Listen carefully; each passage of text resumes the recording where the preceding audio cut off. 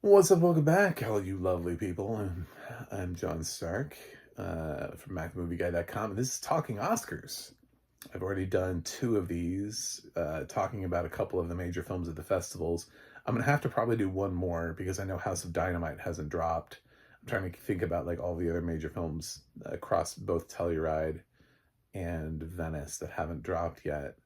But yeah, I got three more to talk about today.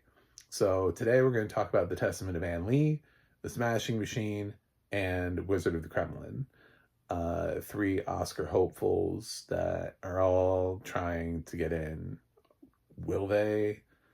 Are they? Could they possibly win anything?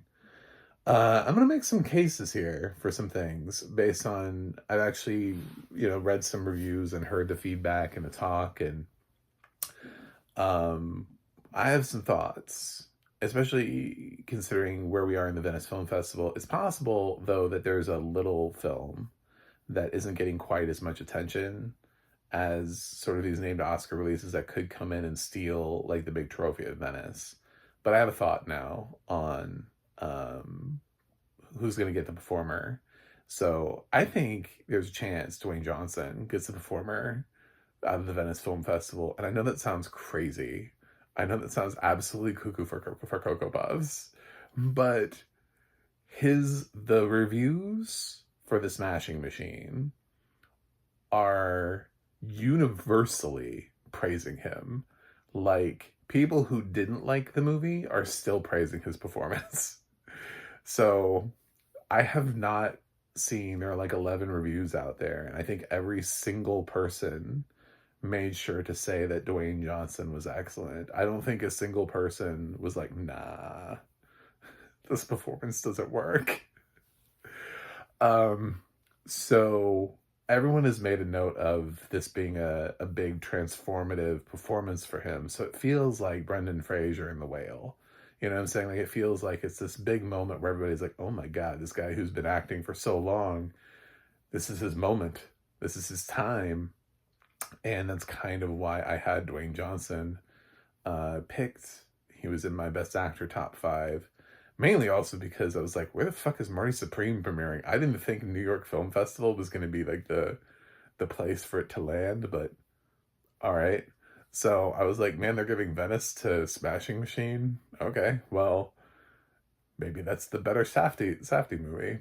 So this is the one that's directed by Benny Safdie.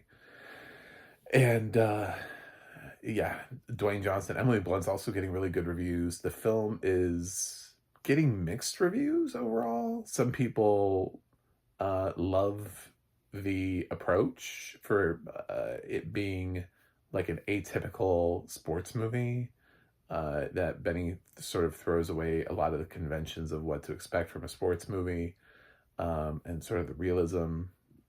And it's more of like an addiction movie than anything else. And of course, the performances by Dwayne Johnson and Emily Blunt. And off of everything I'm reading, I'm thinking this film is a lock for Best Actor. I don't see how Dwayne Johnson doesn't get nominated. I think Emily Blunt could come along. The question is, do they run her in lead or supporting? Um, they could go either way. Uh, I think she has obviously a better chance in supporting, but I think some of the contenders and actors have come in kind of weak. So I don't know that necessarily that there isn't a spot for her in lead actress. Could go either way. And I think the film is like solidly a contender in makeup and hairstyling from everything that I've heard about the prosthetics used for Dwayne Johnson to make him look like the guy that he's playing. He's playing a real life mixed martial artist.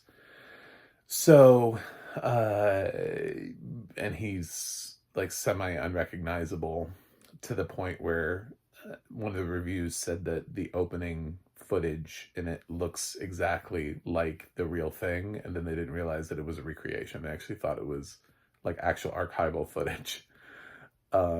So Benny Safdie's ability to bamboozle people. Do I think this film is out of the Best Picture and Director race? No, I don't. We've had polarizing films in the picture race, in the director race before. And if people see this enough as an auteur experience, it's possible he could still sneak into the director race. I don't think he's a front runner. I just think he's not out of the race. And I think it's also the same thing for Best Picture. I think there's potential that Smashing Machine could get in Best Picture. Um, as we continue to see where things lay. A lot of the films have come in with just sort of like mixed reviews anyway. So what is it up against? Jay Kelly, Frankenstein, Ballad of Small Player. I mean, like a whole bunch of those films are all kind of mixed right now anyway. The film with the strongest buzz is Hamnet, and then probably Deliver Me from Nowhere. So maybe Begonia, I guess, have the even Begonia has mixed reactions. So Hamnet's probably your strongest lock for Best Picture coming out of everything, and with that sort of wide open of a scenario, I think there's a possible we're going to 10. So if the Smashing Machine was number 10, I wouldn't be terribly surprised based on the reviews I'm reading. So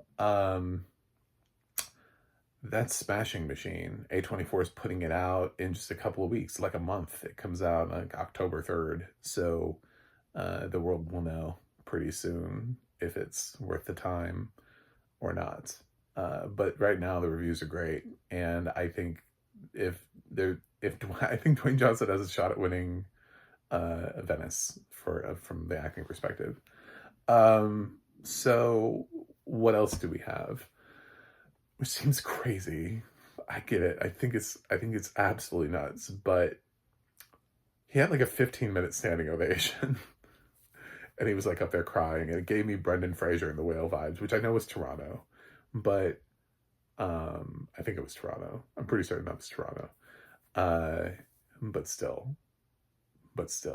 So I'll go to Testament of Anne Lee next, which is basically it's the flip of Brady Corbet. So last year he had The Brutalist, and he directed. Now his wife Mona Fastball is fast something.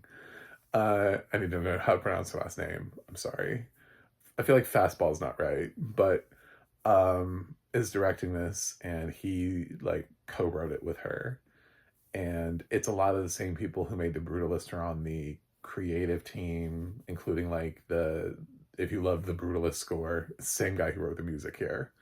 So I wouldn't count this movie out. It's also gotten mixed reviews. It's a musical, which is throwing some people off. It's based on a true story. Amanda Seyfried stars.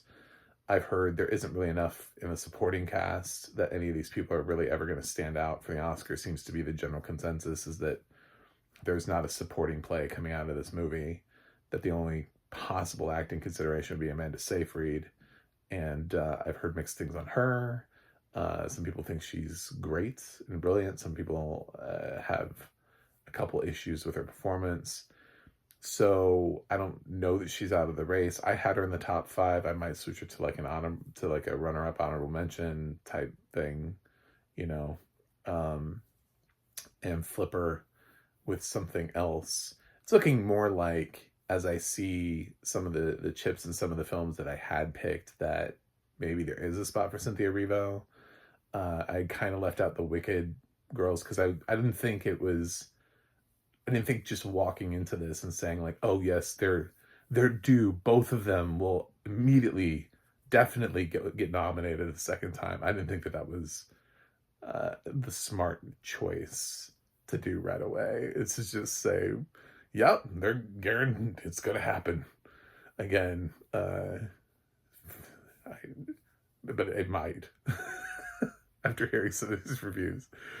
So, yeah, this one's got mixed. I think this one's probably less of a shot in director and in picture. I think director too, for Mona to go up against Chloe Zhao, who is getting as cool as it would be to think that we're going to get 2 female directors. I don't know that Testament of Anne Lee is getting strong enough reception for Mona to get in. And Chloe Zhao is getting better reviews right now for Hamnet.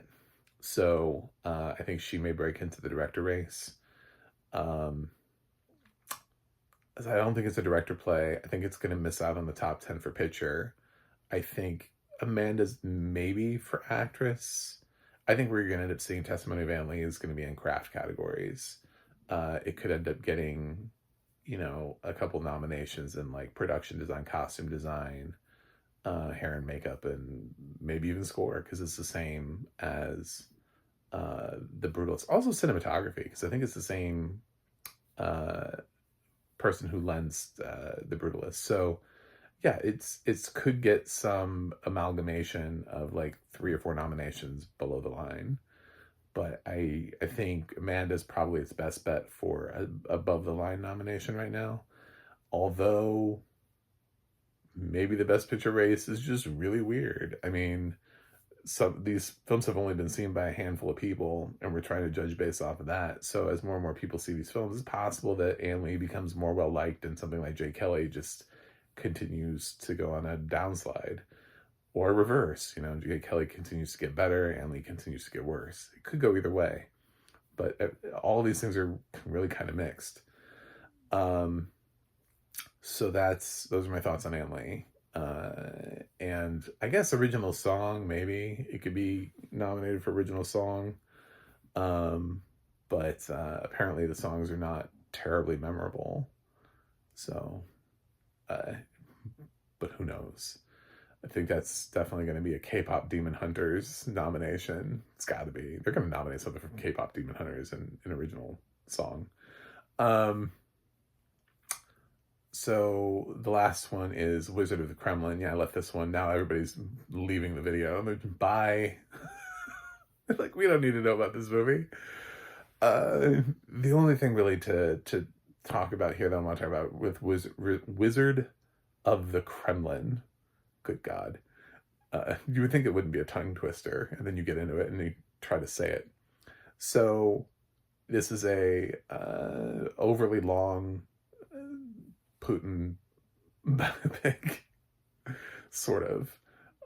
It's been a lot of people have noted that it feels like it's a TV show that's been chopped down to it's like a 2-hour 45-minute movie, something like that. And so it's just like a series of scenes, it's very disconnected. So as a movie, it's not going to get a Best Picture. It's out. I'm not even going to bother to say it's a runner-up. Everybody has said that the picture's a mess, but they have noted the performances are really good. So that's Jude Law and Paul Dano. So here's what I'm going to say one more time. I'm going to try to say this one more time. Paul Dano is overdue for an Oscar nomination.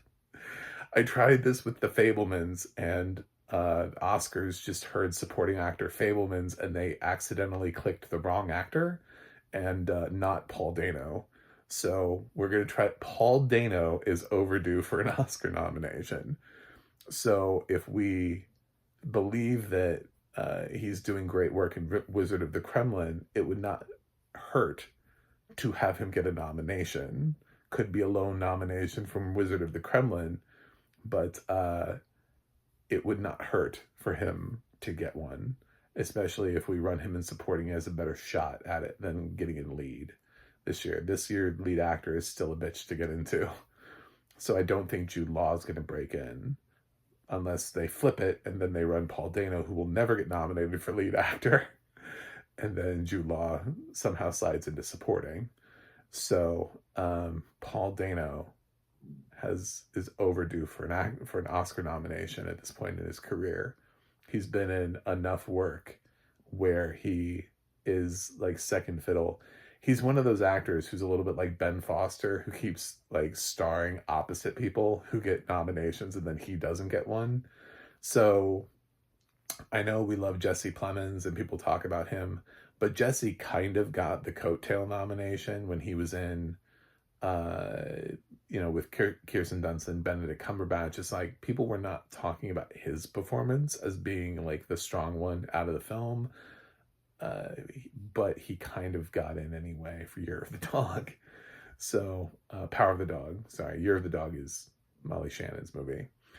So Paul Dano, There Will Be Blood, The Fabelmans. I mean, he's been in a couple movies now where his co-stars get in and then he doesn't. So it's time. It's just time. So I'd like to think that Paul Dano has a shot for Wizard of the Kremlin. I don't think this film has a shot anywhere else from everything that I've read about this movie. I don't think it's going anywhere except for maybe Paul Dano for that. So if critics can get behind it and continue to talk about the performances, then Jude Law and Paul Dano can continue to stay in the conversation. If not, then it's another year where Paul Dano misses out on an opportunity for a nomination. I feel like he'll get there eventually, but it would be nice to know that he gets there, at some point. So those are 3 films.